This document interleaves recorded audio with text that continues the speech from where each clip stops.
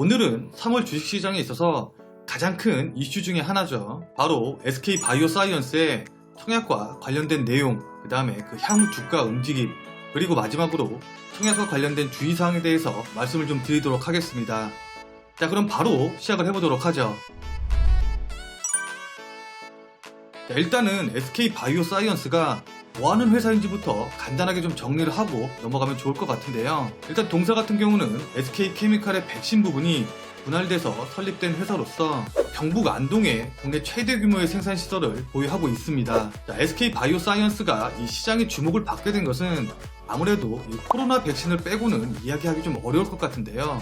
동사 같은 경우는 아스트라제네카와 노바백스의 코로나 백신 위탁 생산을 맡게 되면서 국내에서 유일하게 글로벌 제약사의 백신을 생산하게 되었고, 또 지난달에는 해외 코로나 백신의 유통과 보관을 담당하는 수행기관으로서 선정이 되기도 하였습니다. 거기다가 자체적으로 두 가지 종류의 코로나 백신을 개발 중인데, 그중 하나는 마이크로소프트의 창업자이죠. 빌 게이츠가 운영하는 빌 앤 멀린다 게이츠로부터 지원금을 받았다는 사실이 알려지면서 또 시장에서 관심을 받게 됐는데, 이건 그만큼 가능성을 인정받았다 라고 시장에서 평가를 하기 때문이겠죠. 아무튼 이런 호재들로 인해서 현장에서는 이미 SK바이오사이언스의 이 청약 열풍을 기정사실화하고 있습니다. 자, 그럼 본격적으로 청약에 대해서 알아보도록 하죠. 일단 오늘인 3월 4일부터 3월 5일까지 이틀에 걸쳐서 기관들의 수요 예측이 나오게 되고, 여기서 작년에 빅히트라던가 그다음에 카카오게임즈와 같은 1000몇백 대 1의 경쟁률이 나왔다 이런 식의 기사가 나오기 시작을 하게 되면은 그때부터 본격적으로 SK바이오사이언스의 이 청약 열풍에 대한 분위기가 뜨기 시작을 할 겁니다. 자, 그리고 3월 9일부터 10일까지 공모 청약이 실제로 일어나게 되는데, 이때 주관사가 NH투자증권, 그 다음에 한국투자증권, 미래에셋, 대우증권 등이 있기 때문에 이쪽에서 청약을 진행을 하셔야겠죠. 자, 근데 여기서 여러분들이 아셔야 될 게, 작년과는 달리 올해부터 공모주 배정 방법이 바뀌게 되었기 때문에 기존과는 다르게 계좌가 더 많은 사람이 유리해졌다는 거겠죠.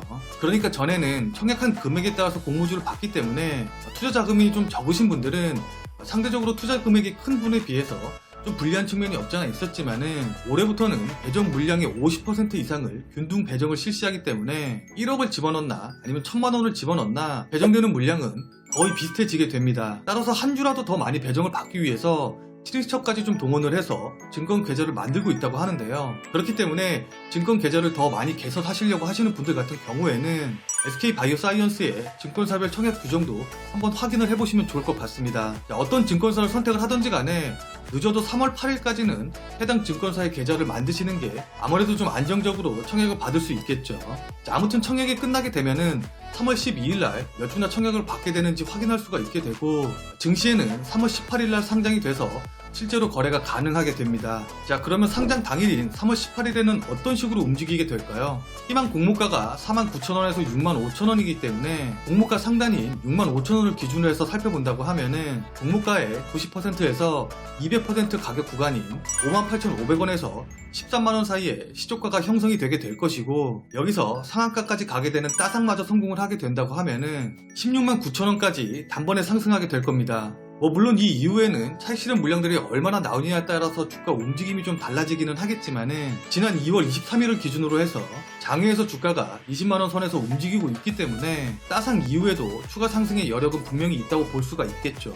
더군다나 따상을 기록하게 되면은 당일 시가총액이 약 12.9조 원 정도가 될 텐데, 상장 이후에 15거래일간의 평균 시가총액이 약 6조 원 내외 수준을 유지한다고 하면은 코스피 200 지수에 조기 편입될 가능성이 있고, 상장 후 5거래일 종가 기준으로 했을 때 대략적으로 시가총액이 약 15조 원 정도를 유지한다고 하면은 MSCI 지수에도 조기 편입될 가능성이 있기 때문에, 해당 지수에 조기 편입되게 되면은 기관이라던가 외국인의 패시브 자금들이 유입되면서 수급적인 호재 효과도 누릴 수 있기 때문에 이 역시도 주가의 추가적인 상승에 모멘텀으로 작용할 가능성이 있습니다. 다만 SK바이오팜이나 카카오게임즈, 그 다음에 빅히트 때와 마찬가지로 기관들의 보호 예수 물량이 풀리게 되면은 기관들 물량이 한 번에 시장이 풀리게 되면서 주가의 하락 요인으로 또 작용할 가능성이 있기 때문에, 상장 이후에 기관들의 보호 예수 물량이 언제 풀리는지 그 일정을 반드시 확인하신 다음에 매매를 하시는 게 중요하시겠죠.